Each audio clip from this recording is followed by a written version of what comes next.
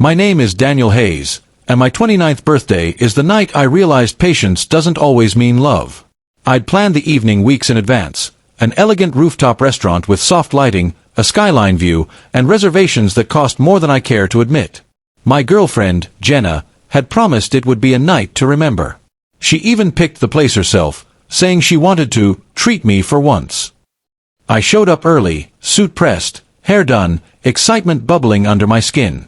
The host greeted me, led me to a table by the window, and wished me happy birthday.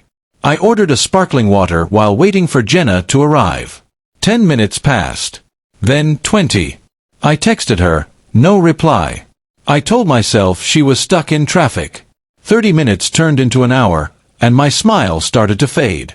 The waiter came by, polite but concerned. "Would you like to order, sir?" I shook my head, forcing a grin. "She'll be here any minute." But deep down, a familiar unease began to grow. Another hour passed. My phone buzzed, finally. A message from Jenna, running late. "Don't be mad. I'll explain." No apology, no call. Just those words. The candles on my table had burned halfway down, and the couples around me were celebrating anniversaries, proposals, life itself. I was just sitting there, alone on my own birthday, pretending not to care while every passing minute felt heavier than the last. At the 2-hour mark, something in me shifted. The waiter approached again, hesitant. "Sir, would you like to order now?" he asked gently. I looked at the menu, then at the empty chair across from me, and finally nodded. "Yes," I said. "But make it for one." He gave me a sympathetic smile and walked away. For the first time that night, I allowed myself to feel the truth. This wasn't about traffic or bad timing. It was about respect. Or rather, the lack of it. I thought back on all the times Jenna had been too busy, too tired, or just needed space, while I bent myself in half to make things work. The dinners I rescheduled, the weekends I gave up, the conversations that turned into one-sided apologies. I'd mistaken effort for connection.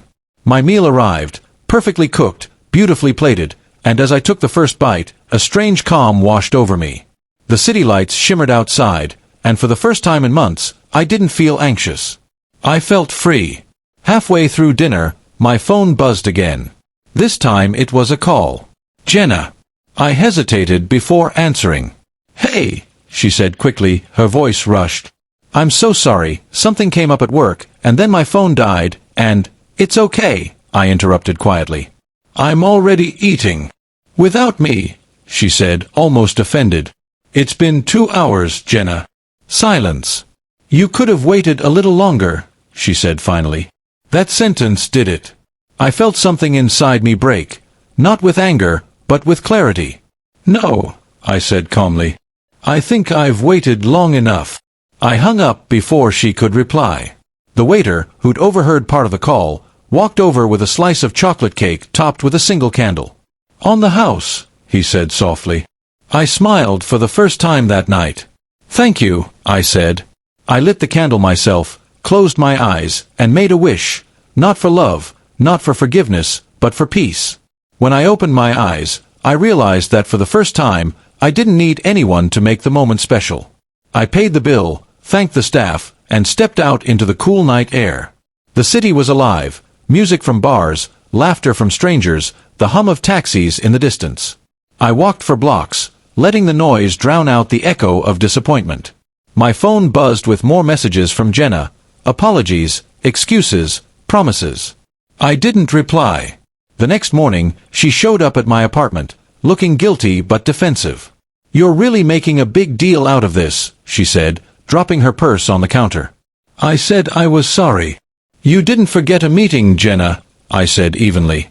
"You forgot me. You're overreacting." "Maybe," I said, "but I'm done being an afterthought." She stared at me, stunned, as I handed her the small box that contained the bracelet I'd bought her for the occasion. "Happy anniversary," I said softly. "Consider it a goodbye gift." She didn't say a word as she left, and I didn't stop her. That night, I went back to the same restaurant, not for nostalgia, but closure. The host recognized me instantly. "Table for two?" he asked. I smiled. "Just one." I sat by the same window, ordered the same meal, and watched the city glow again. But this time, it wasn't loneliness I felt, it was strength. I realized that waiting 2 hours for someone who didn't value my time had taught me more than any relationship ever had. Love without respect is just endurance disguised as devotion. As I finished my meal, I saw a couple at the next table laughing together, and instead of feeling envy, I felt hope. I didn't know who my future would hold, but I knew what I deserved, and it wasn't waiting endlessly for someone to show up.